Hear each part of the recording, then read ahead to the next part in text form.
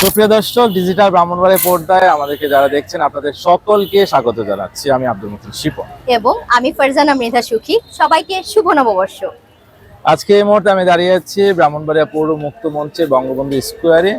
আজকে আনন্দলোক সাংস্কৃতিক কেন্দ্রে পরিবেশনায় বর্ষবরণের একটি চমৎকার আয়োজন কিন্তু আমরা সকলে মিলে উপভোগ করেছি এবং আমাদের সাথে ছিলেন ব্রাহ্মণবাড়িয়ার সর্বস্তরের শিল্পীবৃন্দ, আর সহযোগিতায় ছিলেন আমাদের ব্রাহ্মণবাড়িয়া পৌরসভা। ব্রাহ্মণবাড়িয়া পৌরসভার কথা না বললেই নয়, কারণ ব্রাহ্মণবাড়িয়া পৌরসভা নানানভাবে আমাদেরকে কিন্তু সহযোগিতা করেছে আজকের এই অনুষ্ঠানটিকে সমৃদ্ধ করবার। আর আমাদের আজকের এই অনুষ্ঠানটা কিন্তু ব্রাহ্মণবাড়িয়াতে সর্বকালের সর্বসেরা অনুষ্ঠান ছিল বলতে হবে। এত শিল্পীরা একই সাথে বঙ্গবন্ধু স্কয়ারে একই সাথে সকালে কিন্তু শুরু করেছে আমাদের এই এসো হে বৈশাখ সঙ্গীতের মাধ্যমে।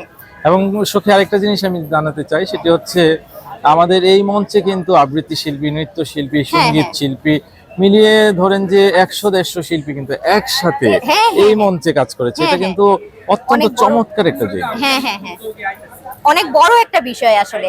আর আমাদের এই বৈশাখকে কিন্তু আমরা মানে সর্বসাধারণের মাঝে কিন্তু এইভাবেই ছড়িয়ে দিতে পারি, আমরা সবাই একই।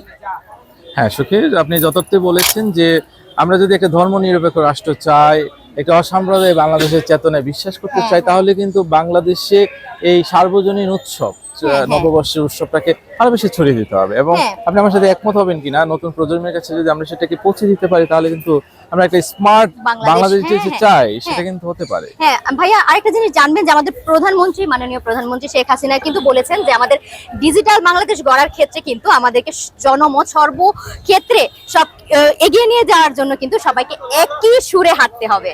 হ্যাঁ, আচ্ছা, আমরা আমাদের অংশবিশেষ আপনাদেরকে দেখাতে চাই এবং আজকের এই আয়োজনের সাথে আপনারাও এই অংশবিশেষ দেখার মাধ্যমে সম্পৃক্ত হতে পারবেন।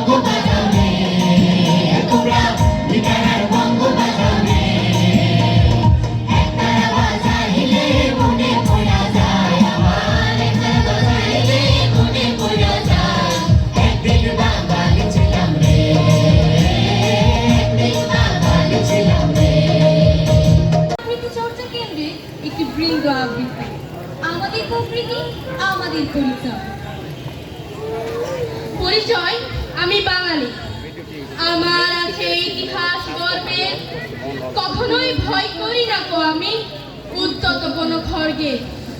শত্রুর সাথে লড়াই করেছি, স্বপ্নের সাথে বাস, অস্ত্রেও শান দিয়েছি যেমন, শস্য করেছি চাষ। ইতিহাসী মুখে বাজিয়েছি বাঁশি, গলায় পড়েছি ফাঁস, আপোষ করিনি কখনোই আমি, এই হলো ইতিহাস। ছোট ছোট গ্রাম থেকে ইতিহাসের যাত্রা শুরু। ছোট ছোট